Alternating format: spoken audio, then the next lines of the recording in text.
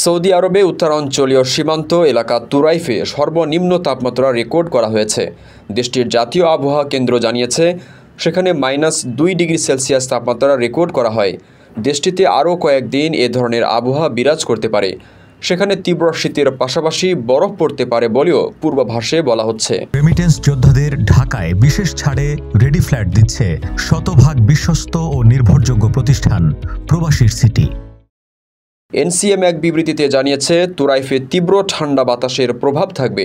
সর্বনিম্ন তাপমাত্রা 0 থেকে -3 ডিগ্রি সেলসিয়াসের মধ্যে থাকতে পারে বলেও জানানো হয়েছে। তীব্র শীত সৌদি আরবে নজিরবিহীন, তবে সোমবার সকালের দিকে গাছের পাতায় পাতায় বরফের চিহ্ন দেখা গেছে। অঞ্চলটির বাসিন্দাদের বৈরী আবহাওয়ার বিষয়ে প্রয়োজনীয় সতর্কতা অবলম্বন করার আহ্বান জানানো হয়েছে। এনসিএম সতর্ক করে জানিয়েছে, ঘন কুয়াশার কারণে সামনের দিনগুলোয় দৃশ্যমানতা আরও কমতে পারে।